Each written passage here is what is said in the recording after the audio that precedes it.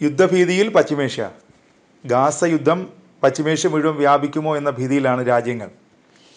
Iran ഏതു നിമിഷവും ആക്രമിക്കുമെന്ന മുന്നറിയിപ്പുകൾ ശക്തമായതോടെ ഇസ്രായേൽ രാജ്യത്തിനകത്തും പുറത്തും സുരക്ഷ ശക്തമാക്കി. എന്തും നേരിടാൻ ഇസ്രായേൽ പ്രധാനമന്ത്രി ബെഞ്ചമിൻ നെതന്യാഹു സൈന്യത്തിന് നിർദ്ദേശം നൽകി. റിസർവ് സൈനികരെയും സജ്ജമാക്കി.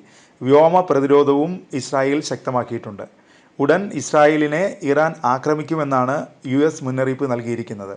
ഇറാന്റെ നിഴൽ സംഘടനകളാകാം ആക്രമണം നടത്തുകയെന്നും ഇസ്രായേലിലെ സർക്കാർ സൈനിക കേന്ദ്രങ്ങളെ ലക്ഷ്യമാക്കാമെന്നും US പറയുന്നു. ഇറാനെ പ്രതിരോധിക്കാൻ ഇസ്രായേലിന് US പ്രസിഡന്റ് ജോ ബൈഡൻ എല്ലാ പിന്തുണയും വാഗ്ദാനം ചെയ്തു.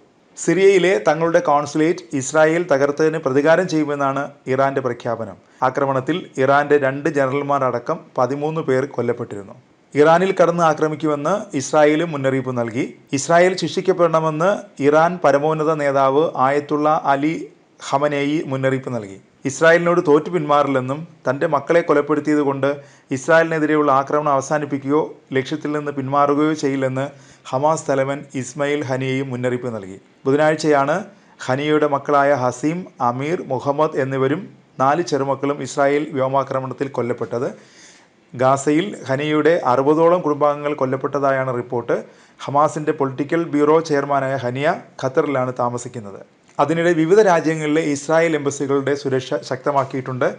ഇരുപക്ഷവും സംയമനം പാലിക്കണമെന്ന് റഷ്യ, ജർമ്മനി, UK തുടങ്ങിയ രാജ്യങ്ങൾ ആവശ്യപ്പെട്ടു. ഇറാൻ, ഇസ്രായേൽ, ലെബനൻ എന്നിവിടങ്ങളിലേക്ക് പൗരന്മാരുടെ യാത്ര അതിനിടെ ഫ്രാൻസ് വിലക്കിയിട്ടുണ്ട്. ഇസ്രായേലിന് നേർക്ക് ഇറാൻ ആക്രമണ സാധ്യത മുൻനിർത്തിയാണ് നിർദ്ദേശം. ഇസ്രായേലിൽ നിന്ന് മടങ്ങാൻ ബ്രിട്ടനും പൗരന്മാരോട് നിർദ്ദേശിച്ചിട്ടുണ്ട്. നേരത്തെ സിറിയൻ തലസ്ഥാനമായ ഡമസ്കസിൽ ഇറാൻ കോൺസുലേറ്റിന് നേരെ ഇസ്രായേലിൻ്റെ ആക്രമണം നടന്നിരുന്നു. ഇതിൽ 7 പേരാണ് കൊല്ലപ്പെട്ടത്.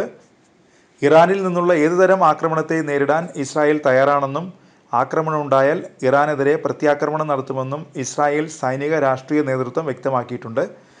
സാഹചര്യത്തെക്കുറിച്ച് സുരക്ഷാ വിഭാഗങ്ങളുമായി ഇസ്രായേൽ പ്രധാനമന്ത്രി നെതന്യാഹു ആശയവിനിമയം നടത്തി.